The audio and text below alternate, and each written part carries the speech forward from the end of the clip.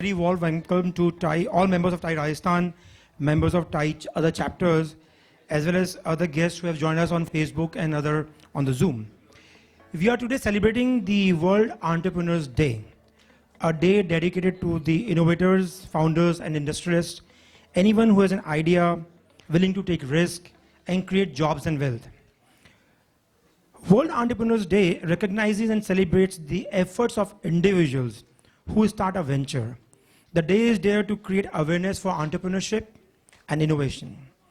The Harvard Business School lists some of the typical characteristics of a successful entrepreneur that include curiosity, experimentation, adaptability, ability to make tough decisions, team building, tolerance, risk-taking capacity, acceptance of failure, persistence, innovation, and long-term vision. However, the entrepreneur is a 360-degree thing, you know. However, Thai adds one more thing to that list. Thai is all about giving back and learning from each other. This is a unique platform by the entrepreneurs for the entrepreneurs to share knowledge and experience without any vested interest.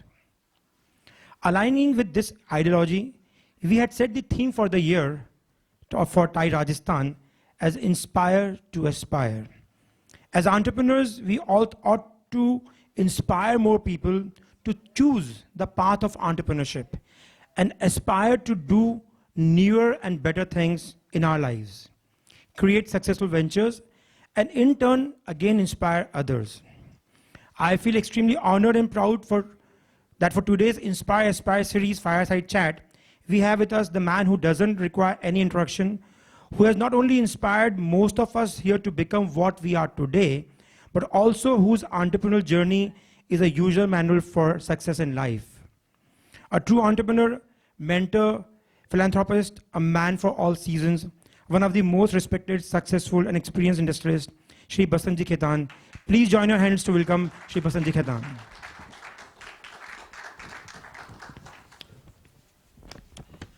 Basantt, a commerce graduate from St. Xavier's College, Calcutta, is from a traditional Marwari Khaitan family.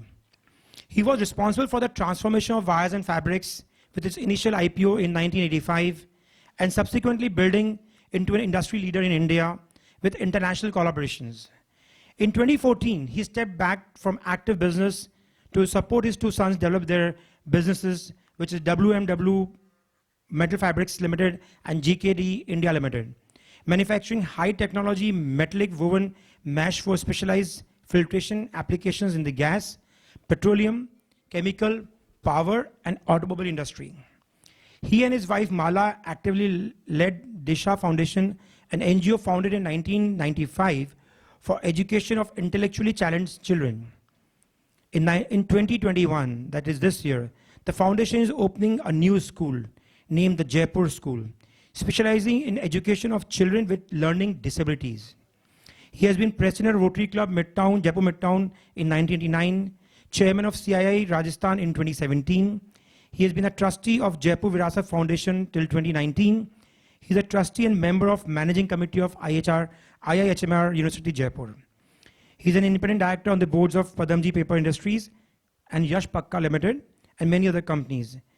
In his nearly 50 years of management experience, he gives utmost importance to continued customer value addition through committed people and strong review system for sustainability and growth.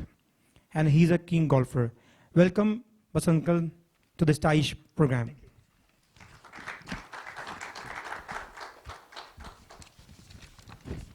So let me start with the first question. You are a third generation entrepreneur. You came in from Calcutta to Jaipur.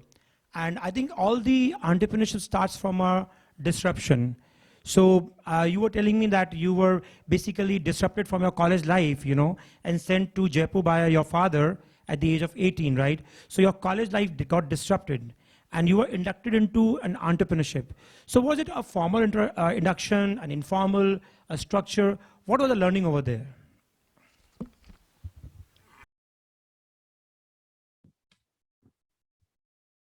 Thank you everybody for spending this evening with me. And thank you, Ravi, for having me today. I hope Thank you, everybody, for being with me today evening. And thank you, Ravi, for having me today. I hope I'm able to justify your trust in me. Absolutely. All of us are waiting to hear from you.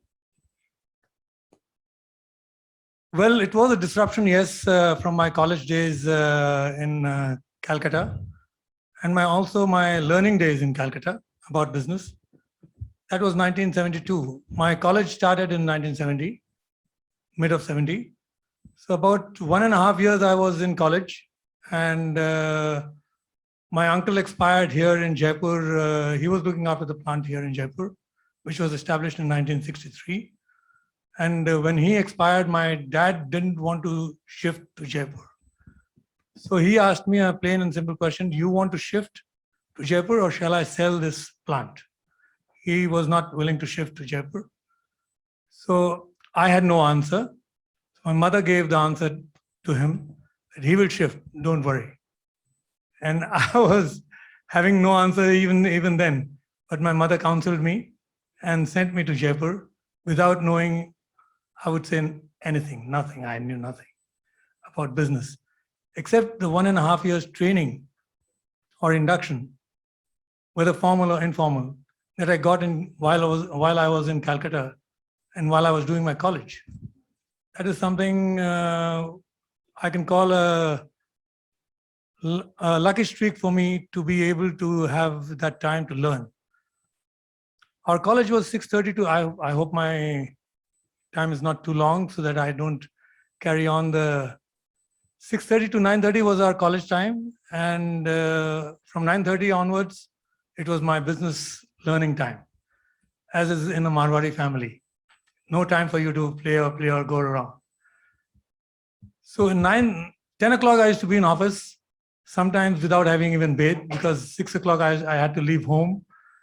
But nobody knew that. 10 o'clock, the first thing that my dad put me into was the post office. We used to call it the DAK, dark place, or in our Marwari language. And what I did there was just open letters and distribute the letters to the concerned departments. After reading them, distribute the letters to the concerned departments. That was the funny thing I found, that what is this happening? Then I was, after about a month of doing this, I was sent to the accounts department just to write vouchers and do entries of ledger, entries of journal, etc.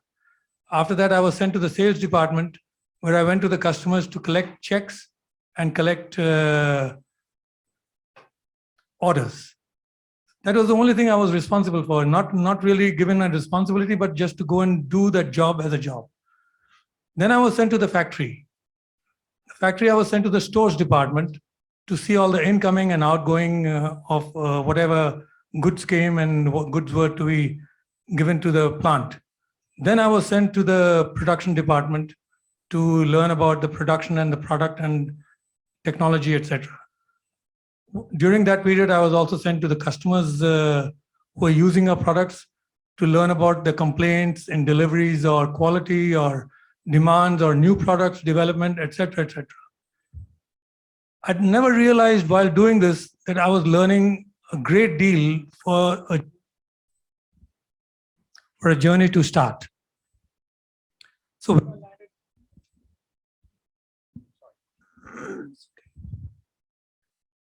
So when I landed in Jaipur, I really had no idea where to start and where not to start. We had a good general manager here, whom I was lucky to be with, to have my training with. And the way I started was the way I learned in Calcutta. I started with getting all the letters to my desk, opening them and seeing that it went to the right department, because I was wanting to learn what came in and who's dealing what kind of letters. And so it went from my letters to the sales, that is the receipts of checks and orders, incoming orders, and the same series I followed. So then I learned how structured my dad had made my induction. Although there was no written structure, but it was so structured, only a seasoned entrepreneur could do this. Learning from the start and till the end, the whole process I could get an overview of how an industry runs.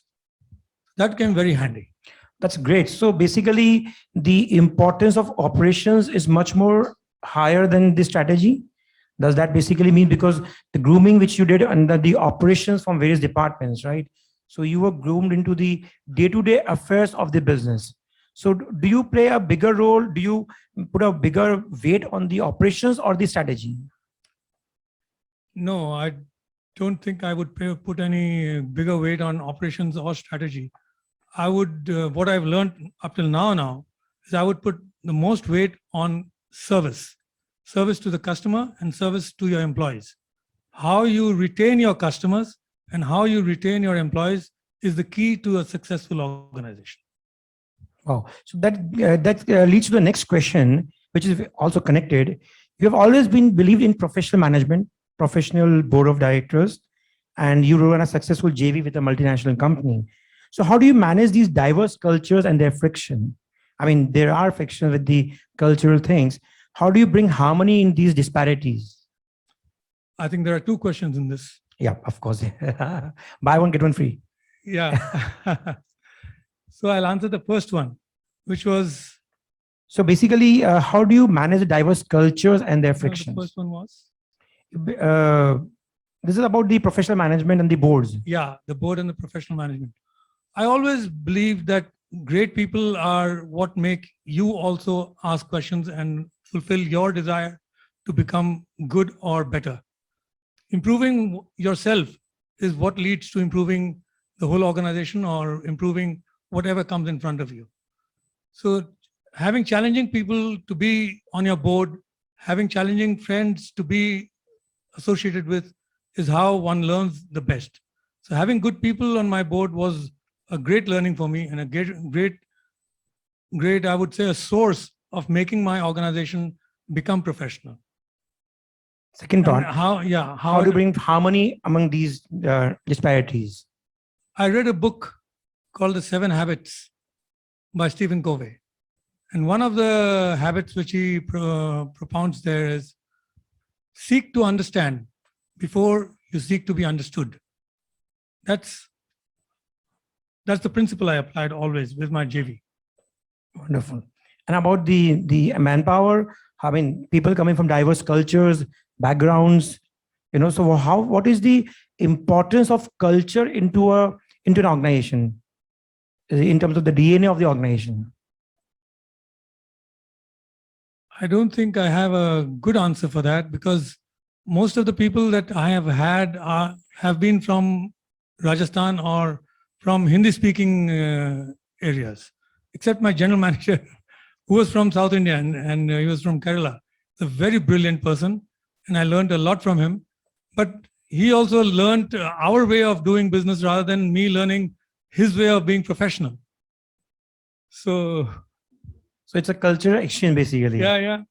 So what is more important? I mean, people say the board of directors are important, the investors are important, right? So do you place whether the board of directors, the investors, customers or employees? So what do you put more weightage to?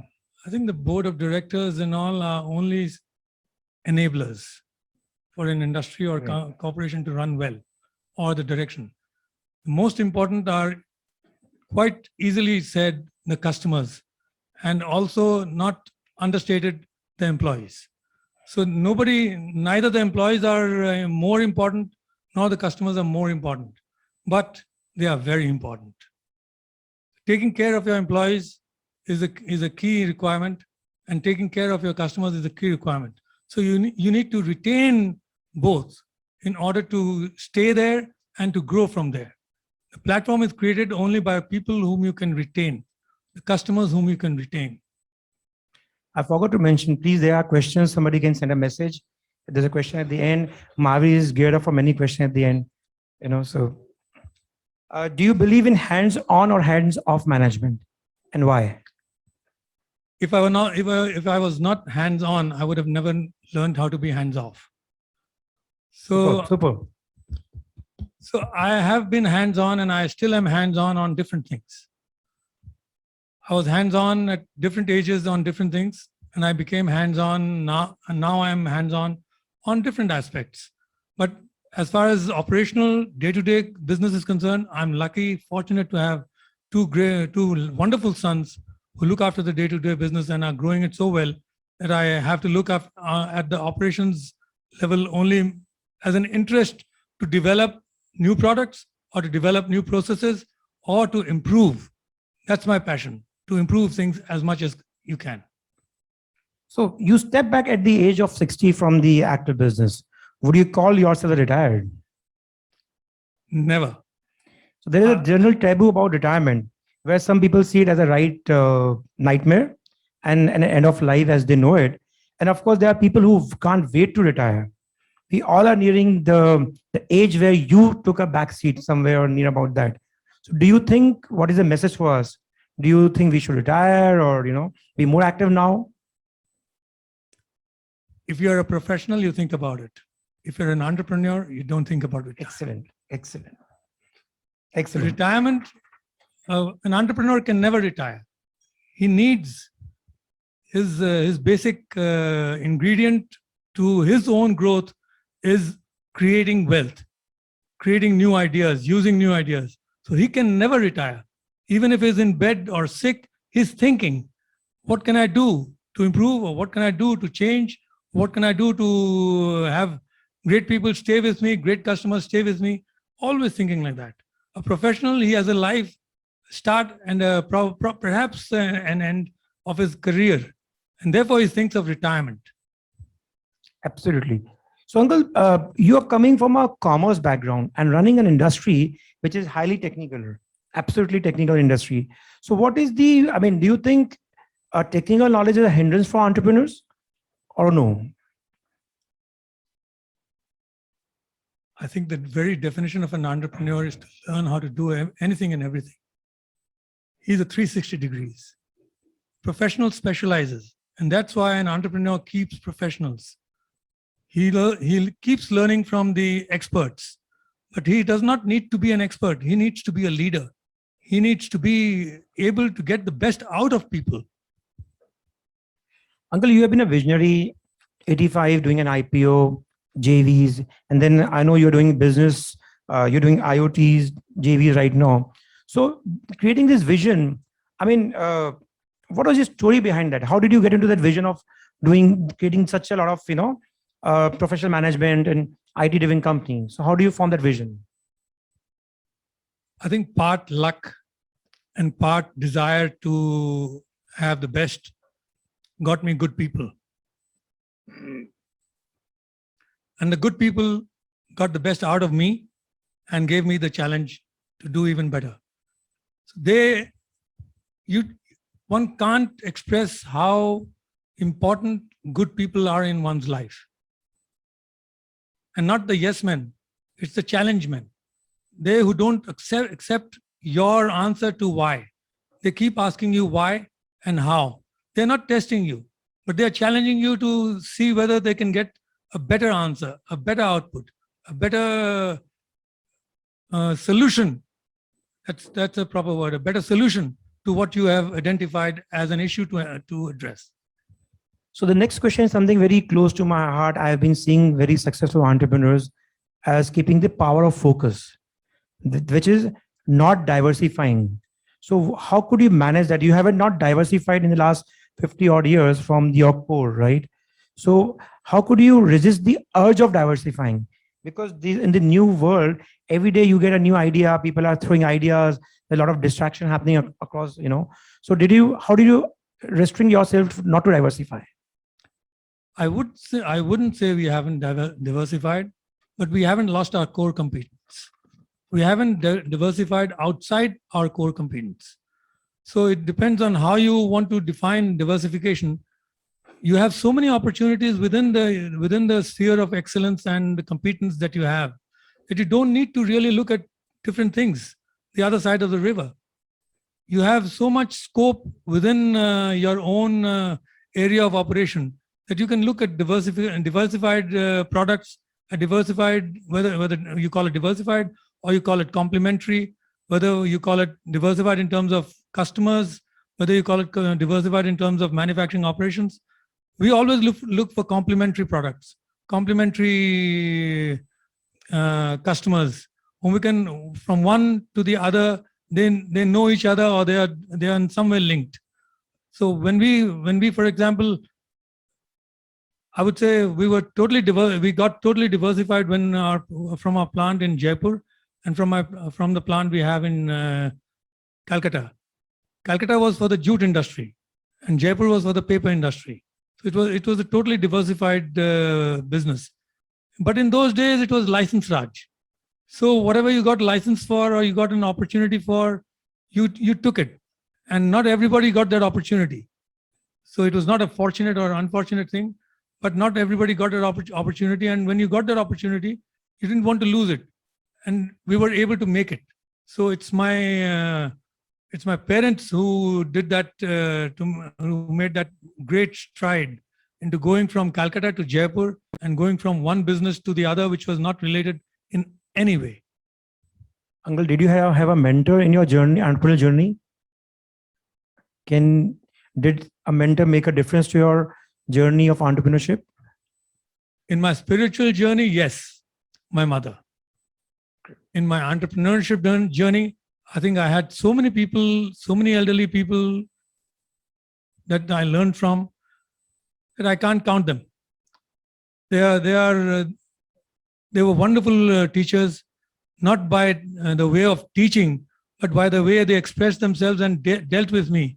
And it's the learner who takes everything from them rather than the mentor who gives everything to the other. Uncle, what do you call yourself today? An entrepreneur or an investor? Since you have taken a back seat now and you are betting on your sons, right? So would you call yourself an investor or an entrepreneur? No, I've not taken the back seat. I've taken the side seat. So it's a 3x3 row.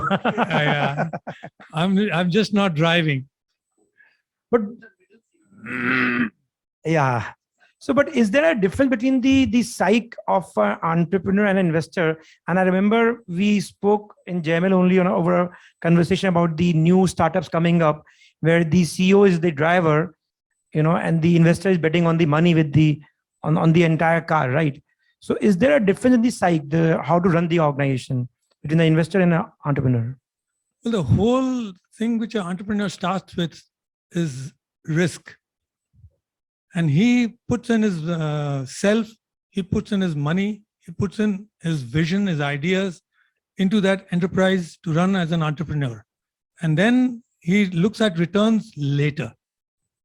That he believes in the returns.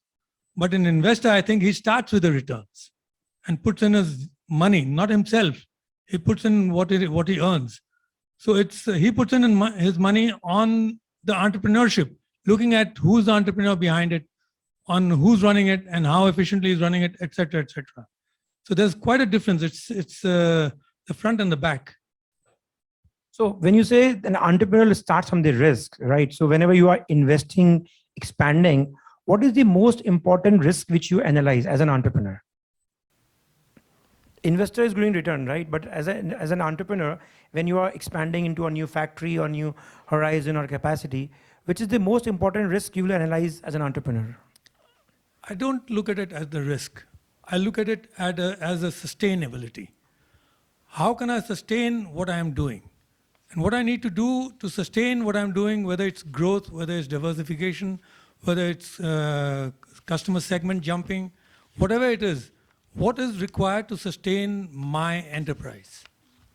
If it's if an enterprise is earning a lot of money, where do I keep that money in order that I can encash it to run when it's required, or use it in some other enterprises which will complement its growth, or use it in another way. To cut it short, sustainability is what I've learned as the most important part of an enterprise for an entrepreneur. And what we have done after 2014, especially with my sons, is to work on sustainability. Our vision document, which you see in the COC, which you might have read, some of you, the vision is sustainable growth or sustainably grow. And the idea is we don't want to grow for the sake of growth, but we want to grow what we can sustain. Great. Uncle, TIE is about all giving back. And the entire world started talking about giving back in 2000 with Bill Gates, and 2006 with Warren Buffett. But you have been a pioneer. 1995, you started Disha Foundation to give back to the society, right? So how did it all start? What was the idea about Disha? First, don't put me on the pedestal of Bill Gates and people You are before as that. big as him. You started much before them. I think philanthropy comes as a gift from God. It is not what we do from our side up front. We don't plan for it. And that is how Disha came. It came from Mrs. Kaveri and my wife meeting over a social evening somewhere. And it just happened that talk formulated into a desire to do something together. And some friends came together to make it happen with us. So we were just fortunate that Disha came to on our lap as a gift of God. It was not planned by us. Do you intend to open more centers of Disha out of Jaipur? We don't have that intention as yet, but we never know what happens. We have the intention of doing whatever we do. As I said again, our mind works on sustainability. So what we do of high quality and what we do which we can sustain is what we would like to do.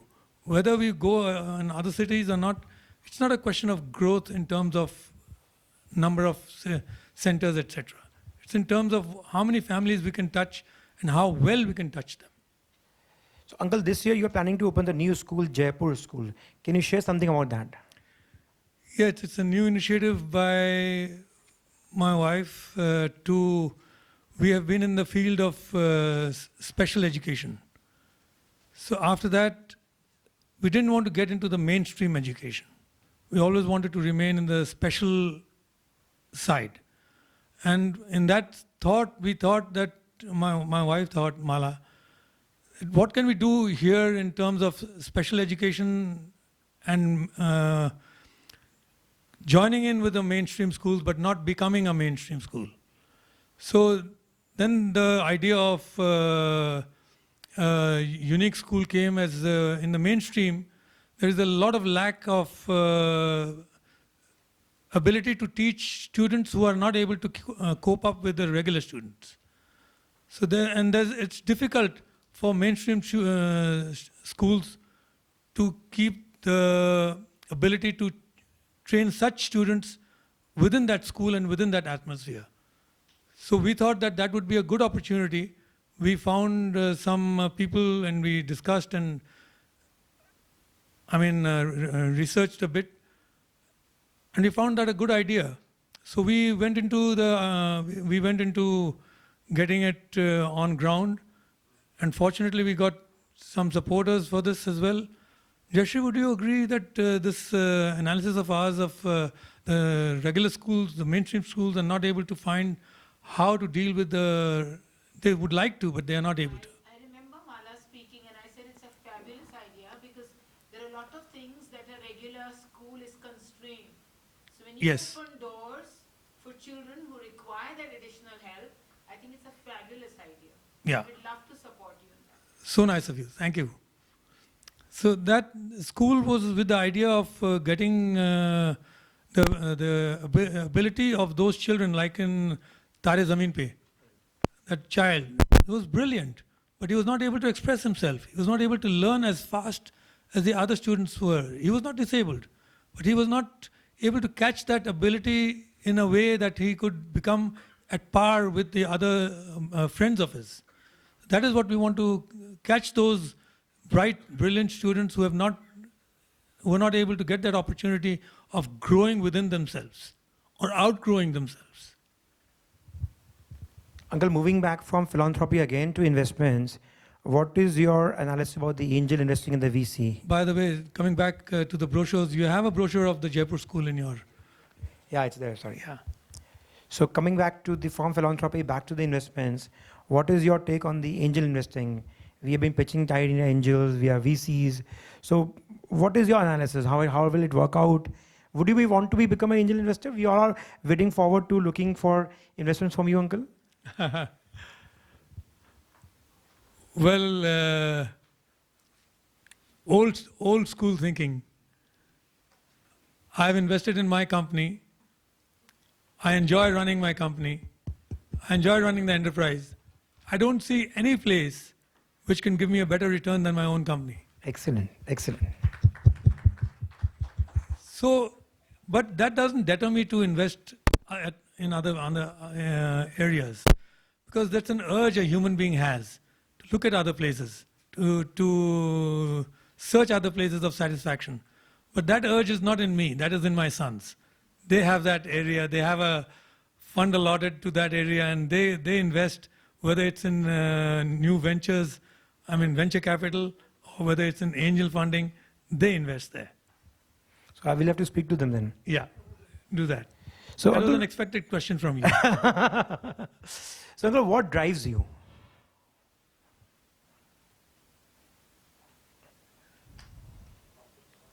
I think looking for opportunities to improve anything that I can see. How to service, whether it be philanthropy, whether it be my company, whether it be for my customers. An enterprise is set up for service. So how do you give that service at your best? That's the only way to retain your customers. It's the same thing for oneself. How do you give service to others, whether you want to talk to others, whether you want to be friends with others? You have to give in order to get. So it's not because you want to get, you serve. It's because you serve, you get. So our idea has always been to serve the best. So how can I improve on that has always been what drives me. And uncle, how do you drive others? That's not difficult really. Because I have my two sons to drive. So that's where I learn. You asked me a question of a mentor.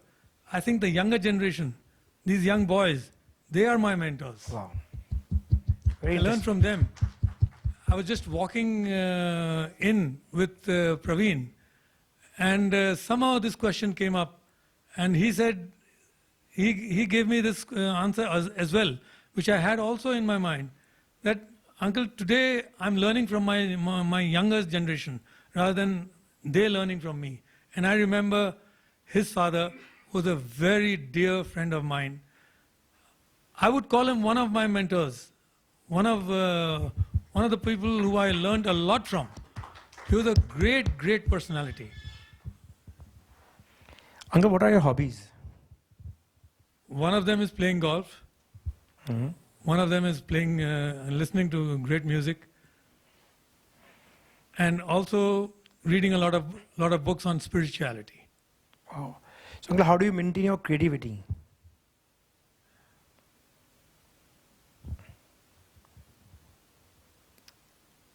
I really don't know an answer to that, but it's still there. I love handicrafts. I love handicrafts. Wow, wow. Yeah, that's Of course, yeah. creative shots. That's right. Yeah. I love handicrafts, and I started about 25 years ago. I started searching for handicrafts for my customers.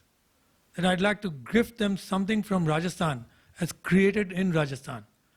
And every year since the last 25 years, I've been giving my customers a gift of made in Rajasthan. Of course, made in India, but made in Rajasthan. Because our product is from Rajasthan, so we equalize it by saying they're created in Rajasthan by the hands of quality. That means by the hands of creativity.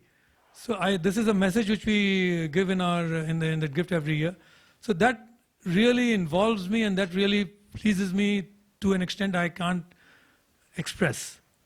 Creating that gift every year for my customers.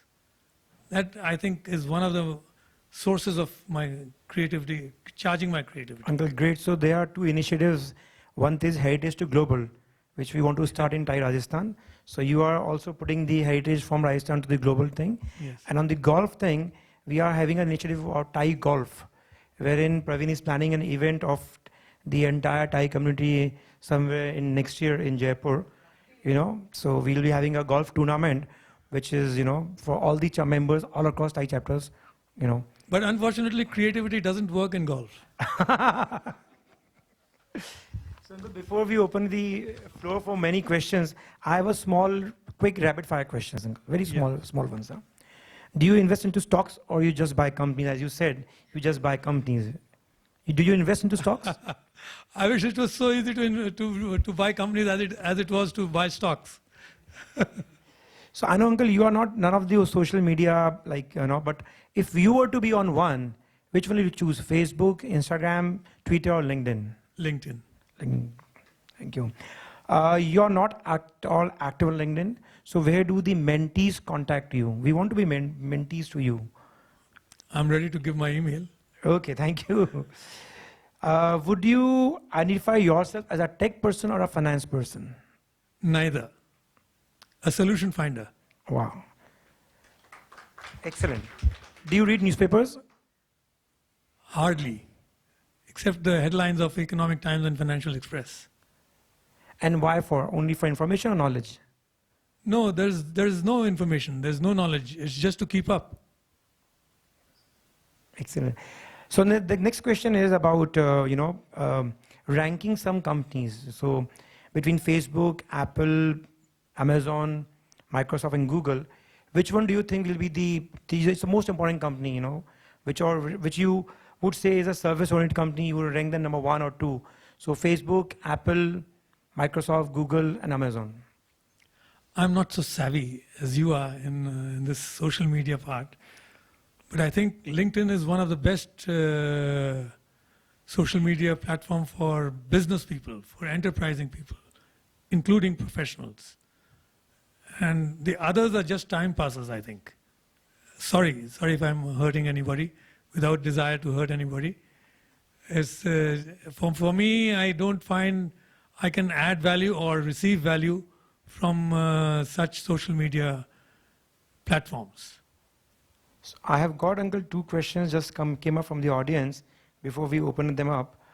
Would you be keen to, I think that's a repeat of, would you be keen to invest into startups? That was Yeah, we do. Okay. My sons do.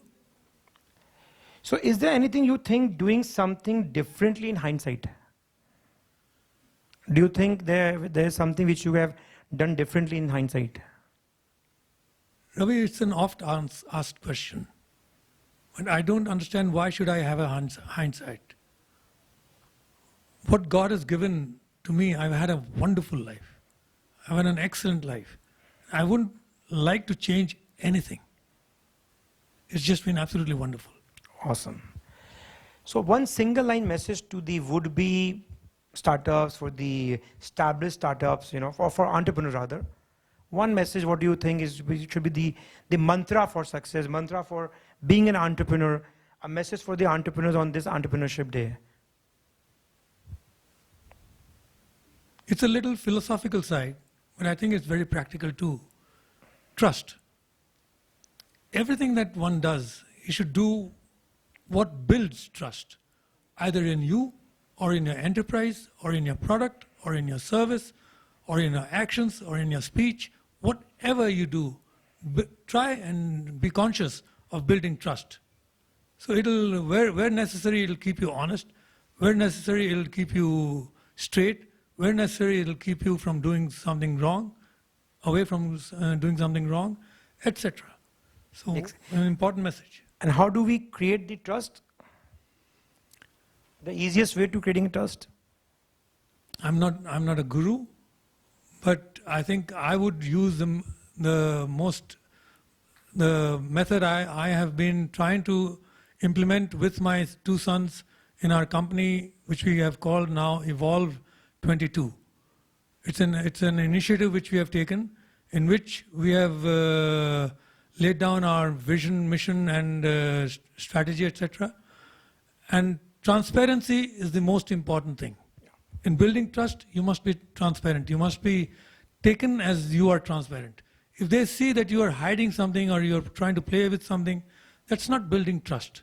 So you need to find out what's that I'm trying to, that the other is feeling that I'm trying to hide, and I need to open up. That's how the joint venture company with Germany, my friend, is being run by my son. That's how we have been able to grow our companies. That's how our company's name has been, I don't know, others say, have been a solid company. Whatever size or small or medium it may be, doesn't matter. So trust is the key player, and what we are trying to do in this Evolve 22, which we have a brochure of, that's the first initiative we have done, is on communication, COC. Mm-hmm. And what we try to explain in that is communicate with our employees and our customers. We started with our employees because we want to create that culture. We want to change the way each individual is thinking and bring a group culture. We have individuals. We are individuals and free to think as we wish to. But when we think about our enterprise, when we think about our group, we must think unanimously. We must think in the same direction so that we grow and speed up in the same direction. Therefore, we need to build a culture. To build that culture, we need to communicate well. To communicate well, you need to write down what we are expecting, what we all need to do, what we all should do. There may be some things which we always need to improve or change. We are welcome to that. Thank you, Uncle. We have questions open to the floor. I think there's a question on Zoom also, Arun. Mavi, you had questions, right? Please. Yeah.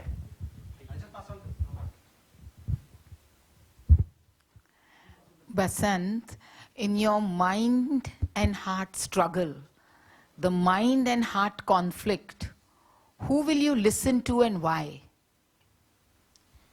I don't think I can listen to my heart without my mind, and I don't think my heart will work without my mind. Thank you. So while you were a third generation entrepreneur, and today we have a whole league of second generation entrepreneurs who are going to take on with our kind of efforts, what would be, because what you've been through was a very different model then, what would be your suggestion to this generation today, because you've got two sons whom you've had them take on, and you know the millennials and this generation Z that we call is very different as we've seen it. So any insights that you have for this generation? For my dad, I was also a different generation. Mm-hmm. So for me, they're a different generation. So it's not a gap. It's just how it is. So we need to listen to them. We need to observe them, and we need to give them space. As when we were young, we needed it. And we need to be honest to ourselves that we can't expect from them what we did not do for our dad. Our dad expected a lot from us, maybe, I don't know. But he gave me so much freedom. So much freedom. He had the trust in me to send me from Calcutta to Jaipur all alone for running an enterprise here which I didn't have any idea of. And he never asked me questions. He gave me so much freedom. What kind of freedom should I hold from my sons when I have had that kind of freedom myself? So the gap occurs when you start trying to make them what you want rather than letting them be what they need to be. That's nice, interesting. It's my turn. So I wanted to ask you a different question which has not come here. And that question is related to the family legacy and running the family businesses. And family businesses are, globally, only 3% family businesses survive with generations getting into the same business. Only 3%. And we all have family businesses. And so as two sons are going to have family businesses. So words of wisdom from your side, the things to be taken care while you are an enterprise, running as a family, and then getting professionals into it. I like very important line, transparency and building a trust is a very important factor. What more as a words of wisdom could be for as a message for all of us who are into family businesses? Thank you. I don't think I'm wise enough to stand on that pedestal of words of wisdom, but my experience, yes. I think the most important thing to learn, which I learned from my mom, is always keep your hands like this, not like this. Always try and want to give instead of try and want to take. Sir, after Sir Ajay Data, can I go now? I had. You done with the answer? You still. Thank you. Sorry. You had a pause. I thought you were done. Sorry. मैंने जो इन्होंने meeting शुरू होने के पहले announce कर दिया था कि मैं क्वेश्चन करूंगा, तो मैंने इनको पहले ही एक श्लोक सुना दिया था, भूत पिशाच निकट नहीं आवे, महावीर जब नाम सुनावे.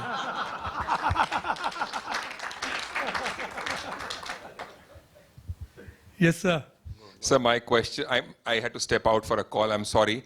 And maybe this was discussed and you don't have to answer it again. What inspired you to start Disha, one, and how important as successful entrepreneurs it is for us to give back to the society at large, and how passionate and passion should drive that?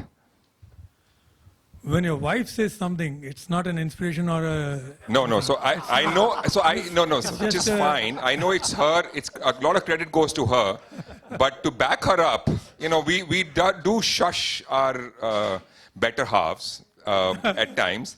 But you have been a constant support, and it's not just Disha. So I can go on Virasat. I can go on multiple things that you've given your time and energy for. Yeah. I just want to know what is that inspires you to do that, and how important it is for all of us to do that for the society at large. It's very philosophical, but it's true for our family because of our mom. And as I just gave an example of, don't keep your hands and never hope that your hands are like this. Always hope that your hands are like this. Let God bless you to keep your hands like this. That philosophy has never lost its root or seed in us, in our family. So when this opportunity, as a God gift, it came to us, there had to be a reason. And we might not know that reason, but the very fact that it came to us first, out of no discussion formally, out of no desire or a step forward from us, means that we were chosen to do this. So we needed to say yes, whatever be the cost, whether we were able, we were not able. So we were chosen as a partner. We were thankful. That's the only reason we said yes. And how important it is for us to give back if an opportunity does arise? Do you think it's critical for the society at large? It's very critical. Each of us are meant to serve. Each of us gain only when we serve. We never gain anything if we do not serve.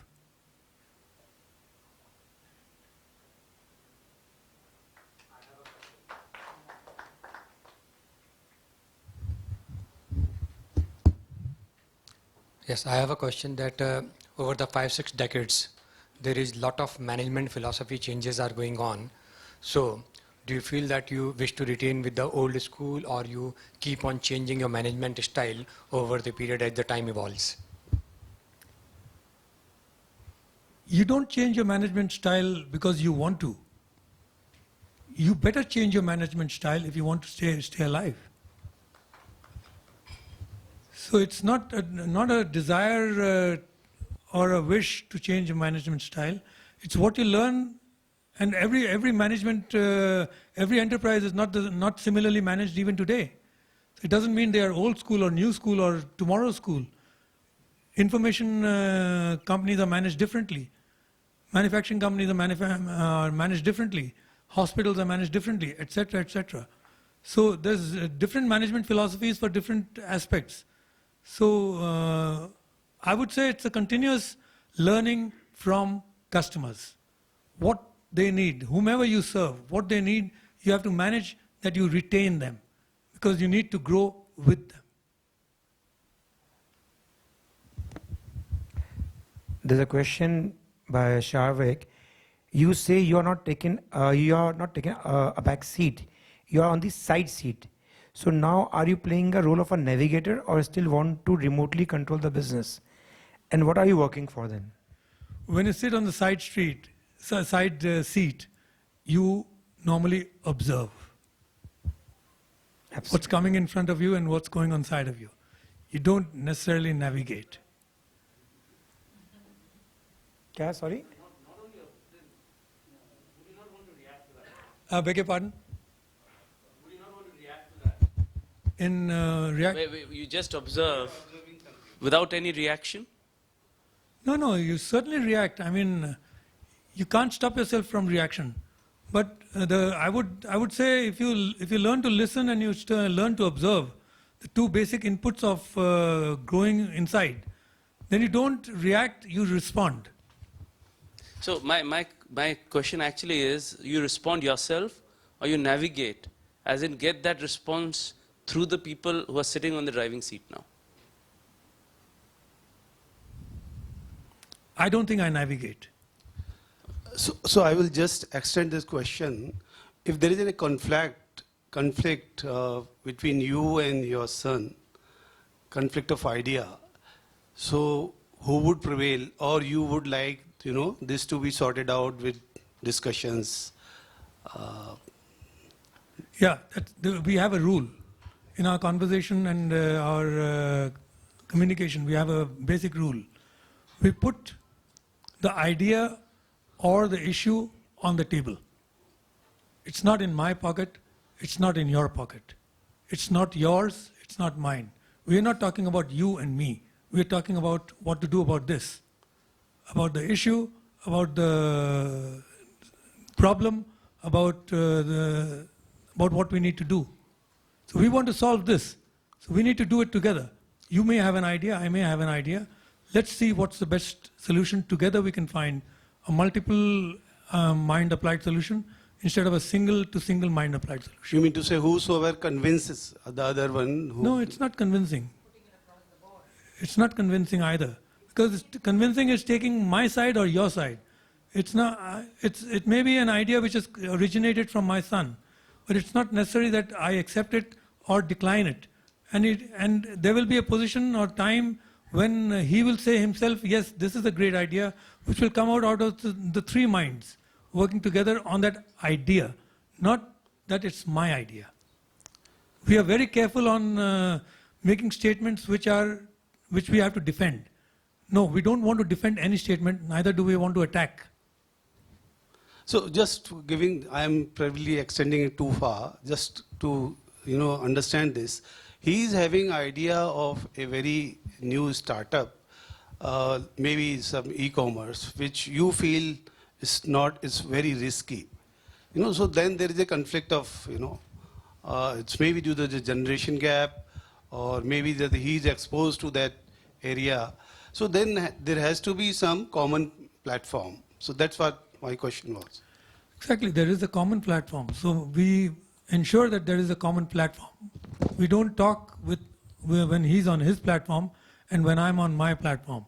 We talk when we agree to a common platform.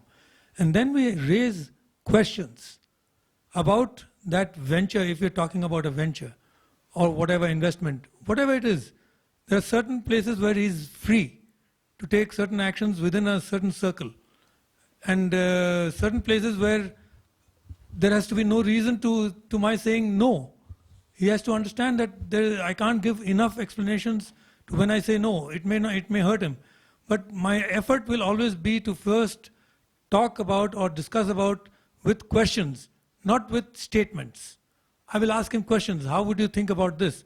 Have you thought about this? Have you considered this? Have you also put in this question in your mind, etc. I want to make him think himself with my questions.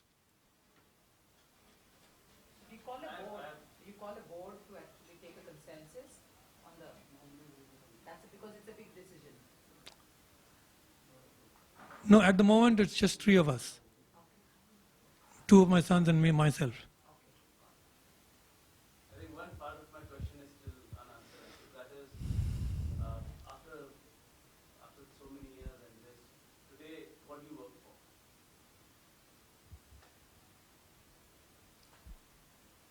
Again, I work to see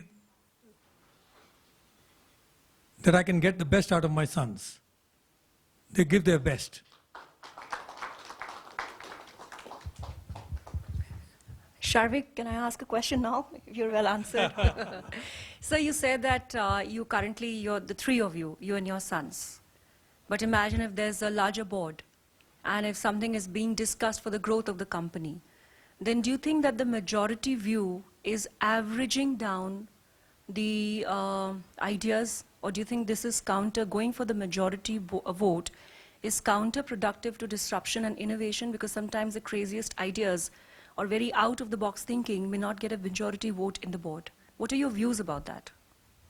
I think in an enterprise, voting is not a good way to take decisions. Enterprise is about doing something for others and creating value. We have a similar agenda. We don't have different agendas, so there's no question of voting for something that's the same agenda for the company. So what we try to do, what I have tried to do is put questions on the table which need to be answered by all. If you're able to answer the question and get a consensus on the answers, that's it. Why do you need a vote?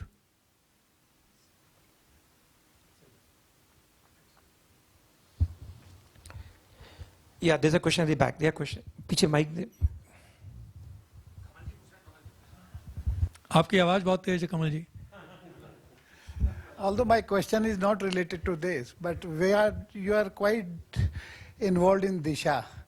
And I just want to know, when God deprives a children for something, does he give them something extra also? To the physically challenged First, I don't believe God deprives anybody of anything. Because sometimes we see that a It's blind just- person makes very good music, or something extra they get, or is just... No, we should consider that we have got something extra. If you are thinking that they have something, they are deprived of something, I don't think so. They are deprived of something. No, because Because we have something extra. We think that they are deprived. Why shouldn't they have it? Then why wouldn't you think that you are also deprived in front of Vivekanand? Or why wouldn't I think that I'm deprived in front of Birla? Why should I think that way? Why am I No, deprived? I'm just talking about the physically challenged.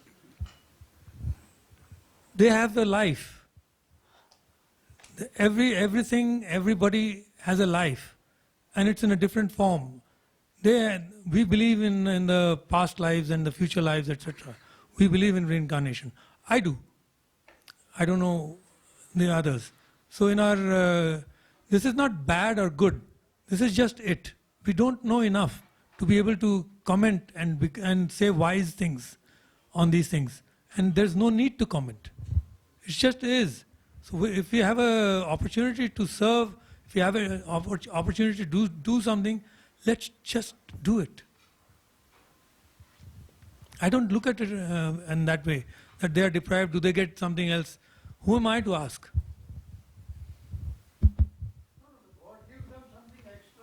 I'm nobody to ask God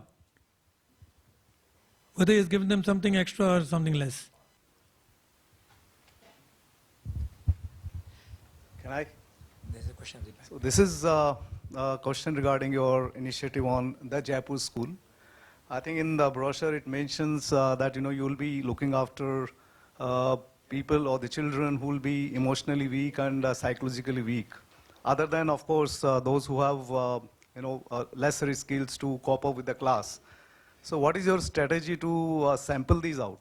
And how do you wish to address this emotional weakness and I will walk psychological? into the chamber of Jayshriji. I will walk into the chamber of other great leaders of institutions of mainstream education and ask them to identify children in their classes who need such education. Great initiative.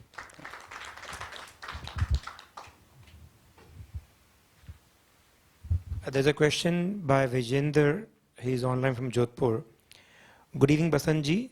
So most of us are interested in knowing how did you do what you did, or what is the success mantra and so on.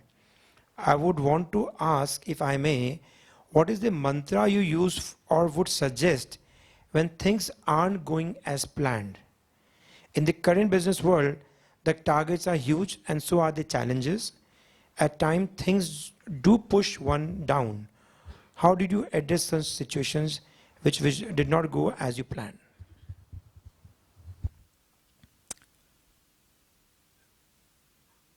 First of all, we plan only on the ground in terms of statistics and numbers. We don't plan our future because we don't know our future. We cannot plan our future. We can only plan with numbers of what we desire to do in terms of numbers. Other plans are in His hand, not in our hands. So when we fall, we need to learn how to get up. When we get up, we need to learn how to walk. When we walk, we need to learn how to run. But we also need to learn when to stop. We also need to learn when to relax.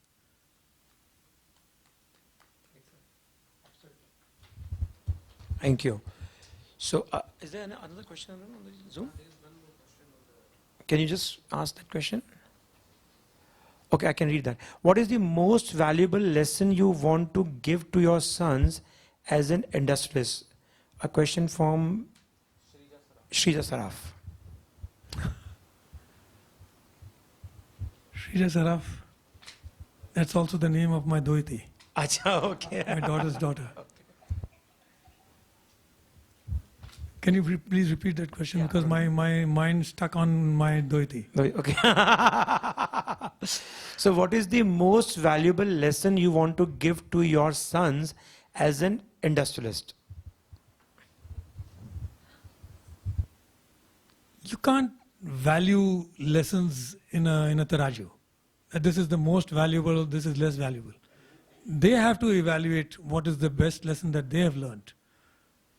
You keep learning, but you evaluate, this is great for me.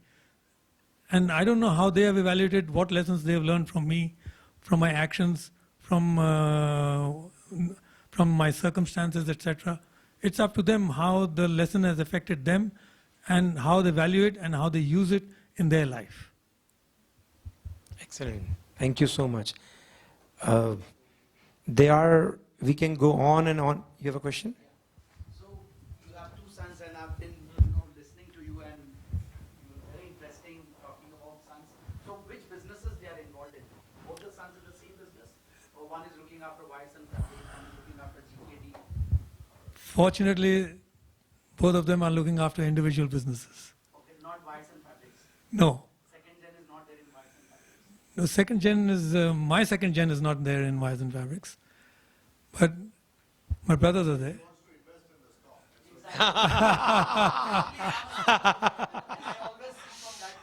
Wonderful. Coming up to another question.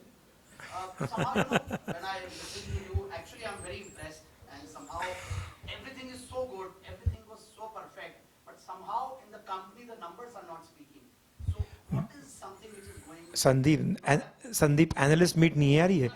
Entrepreneur meet hai. See, this is the entrepreneurs meet. No. This is your question should be directed with entrepreneurs. There's a question by Puneet wants to ask a question. Can you just pass the mic at the back? Thank you, Ravi. I have to safeguard the investments, actually. So, So Disha is for like physically challenged or mentally challenged kids? Or Mentally and intellectually challenged. okay.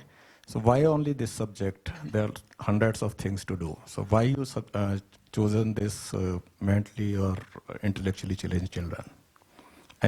There are hundreds of areas where one can serve. Why this only? Because I didn't choose it. It just came on our laps.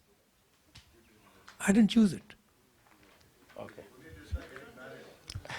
you came a bit late, bhai. okay, It was a gift from God. Okay, got it. It's not a love marriage. It's He arranged chose me, marriage. no. Okay. Right. we can go on for hours. We have such a lot of treasure to learn from you, and so diverse. आज a new aspect coming up is the spirituality from your side. So but being that there's a time constraint, I would like ask Jayashree to please place a vote of thanks.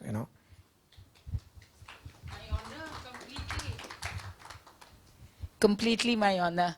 On behalf of TIE, we thank you so much. Basantt, his name is Basantt, but he's a man of all seasons.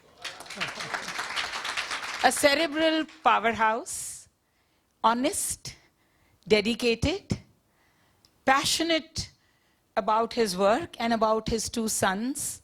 It was very heartening, and we learned from your wisdom so much, Basantt.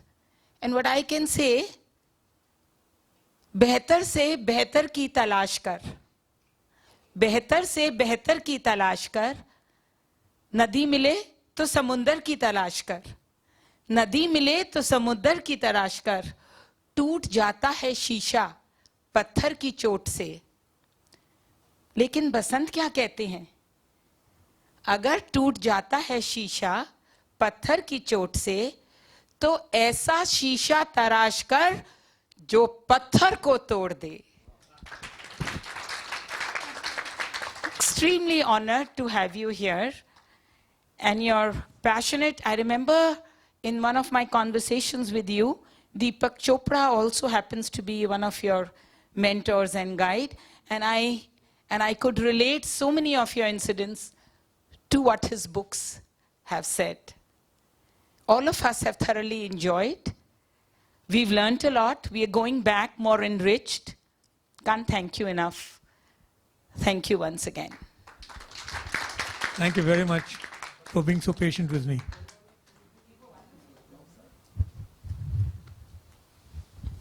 Thank you so much. So can we ask everyone to join for dinner and the drinks? Thank you so much. Thank you, Uncle. Thank you, Ravi. Thank you. Thank you for being kind to me. No, it was my honor and pleasure, Uncle. So I've asked you.